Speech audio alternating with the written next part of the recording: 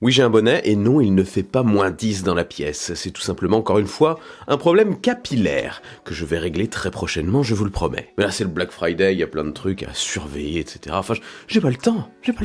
Plus je viens de déménager. Calmez-vous. Le sujet. Notre cher iPhone offre toujours plus de possibilités pour le jeu. Les iPhone 15 Pro ont d'ailleurs été très mis en avant par Apple cette année comme étant de véritables substituts aux consoles de jeu, aux consoles portables, mais aussi aux consoles tout court, aux consoles de salon, puisqu'on peut on peut les brancher à un écran désormais. Ils ont notamment présenté le prochain Assassin's Creed Mirage dessus, Resident Evil Village qui est déjà sorti, etc. Enfin, c'est très sympa. Je me suis alors intéressé aux manettes pour iPhone pour rendre l'expérience plus intéressante, plus optimale, et surtout plus confortable. Et dans ma recherche, je me suis arrêté sur plusieurs manettes, mais principalement sur une qu'on voit beaucoup dans des publicités, la Backbone One. Mais tout ne s'est pas passé comme prévu. Salutations, oui, n'achetez surtout pas cette manette sans avoir vu cette vidéo. Pour commencer, il y a quand même beaucoup de positifs. Je vais pas faire une review ici, je m'orienterai plus vers ce qui pose problème, mais il faut le reconnaître, cette manette est bien finie, elle est bien fichue, elle est design. Bon, c'est pas la plus confortable que j'ai vue, mais elle reste quand même très confortable, je trouve. J'en ai trouvé des plus confortables, dont je mets les liens dans la description. En plus, c'est le Black Friday, donc il y a des offres très sympas sur les manettes pour smartphone,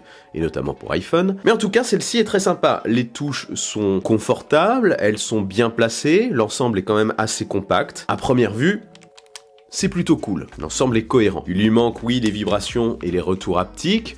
Je trouve qu'on s'en passe pour un produit nomade comme ça. Oui, c'est pas donné, c'est sûr, d'où l'intérêt du Black Friday, notamment pour vous prendre cette manette, parce que vous allez voir, je la recommande quand même si vous allez voir aussi. Je trouve que ça reste un très beau produit, efficace pour smartphone, qu'on peut notamment brancher en USB-C sur un iPad ou sur un ordi par exemple, pour l'utiliser en manette classique. Donc ça, c'est un bon point aussi. Bref, j'en suis aujourd'hui satisfait, mais ça n'a pas été tout de suite le cas. Pourquoi ? Place au problème qui se règle pour la plupart assez facilement. Le premier, c'est que ça ne passera pas avec une coque de protection. Il vous faudra retirer la coque de protection de votre iPhone pour utiliser la manette confortablement. Enfin, pour l'utiliser tout court, ça marchera pas sinon. Sauf si vous optez pour la coque de protection vendue par la marque.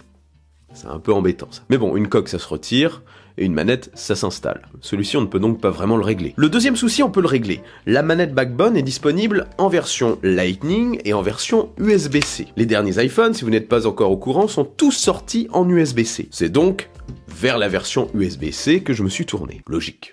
J'allais pas prendre une Lightning pour un iPhone USB-C. Bref. Mais là, en mettant la manette sur mon iPhone, après réception, aux surprises, elle ne répondait pas. Elle ne fonctionnait pas. Après plusieurs recherches sur des forums par-ci par-là, j'ai découvert qu'en effet, la manette USB-C avait été conçue pour Android à la base. Logique, les iPhones n'étaient qu'en Lightning. Et du coup, pour fonctionner sur les iPhones, ces manettes USB-C nécessitaient une mise à jour. Mise à jour qui est faite sur les nouvelles versions produites et commercialisées, mais qui n'a pas été faite sur les versions qui sont aujourd'hui en stock. Version que j'ai reçue. Donc, je me suis retrouvé avec une manette USB-C verrouillée pour Android, alors que je voulais l'utiliser sur mon iPhone 15 Pro Max. Le problème, c'est que pour mettre à jour une manette sur iPhone, mais qui ne répond pas lorsqu'on la branche en iPhone, c'est pas très pratique. En fait, il faut tout simplement, tenez-vous bien, la brancher à un smartphone Android. Vous téléchargez l'application Backbone sur le smartphone Android, vous branchez la manette, elle est reconnue, et là, la mise à jour se fera automatiquement, instantanément. Oui, je sais, il vous faudra trouver un smartphone Android.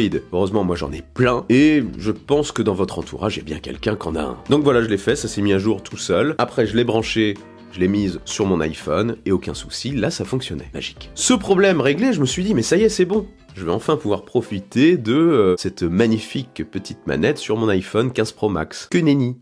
Que nenni. Parce que la manette n'est pas physiquement adaptée aux iPhone 15. Et oui, déjà si vous avez une protection d'écran, ça sera trop serré, et sur la partie gauche de la manette, ça va un petit peu décoller cette protection d'écran. Ça c'est pas terrible, ça décollera la partie supérieure de votre iPhone, enfin l'écran. Enfin, la protection d'écran, pas l'écran. Mais le pire, c'est au dos. Parce que cette manette n'est pas non plus adaptée aux objectifs dorsaux de l'iPhone. Il y en a un qui va frotter allègrement sur le dos de la manette Backbone. Et ça, c'est pas très cool. Ça fait un peu flipper.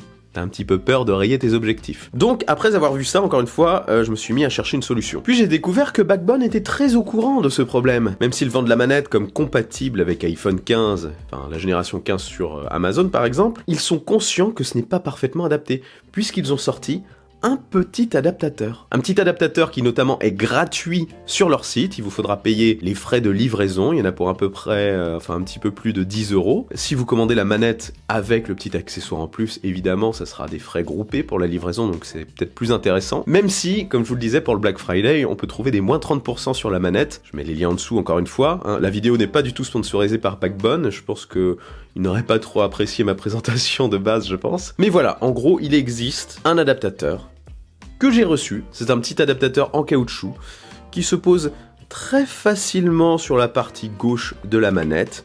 Et là, magie, ça s'adapte parfaitement à notre iPhone 15. L'objectif dorsal ne frotte quasiment plus. Hein. On peut faire en sorte qu'il ne frotte plus.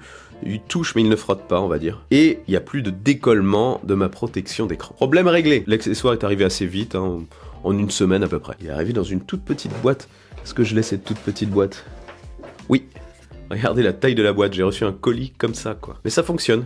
C'est l'essentiel. Au passage, ils ont sorti une nouvelle version, ou ils vont sortir une nouvelle version de cette manette qui, je pense, réglera ce problème, enfin je l'espère. Peut-être qu'il faudra toujours l'adaptateur. À vérifier, hein, je n'ai pas testé encore, je vais voir si je le fais. Mais bon, si vous voulez cette manette pour iPhone 15, je recommande quand même fortement ce produit. Avec le petit accessoire, ça marche très très bien. Et je la trouve compacte, agréable à utiliser pour des petites sessions de cloud gaming, Game Pass, ou alors jeux en natif. C'est très sympa. Et si vous cherchez plus de confort ou des manettes un petit peu plus imposantes, comme je vous l'ai dit tout à l'heure, je vous en mets dans la description. C'est le Black Friday, c'est le moment de se faire plaisir, à moindre coût. Voilà, dites-moi en commentaire si vous utilisez une manette Backbone ou alors une autre marque. N'hésitez pas à en conseiller aussi, hein. Ça en intéressera certains, et moi aussi ça va m'intéresser. Je ne connais pas non plus toutes les manettes du marché. N'oubliez pas le bon pouce en l'air qui claque, l'abonnement de force. Je suis aussi sur les réseaux sociaux. Vive la technologie, vive le futur, et rêvez les amis.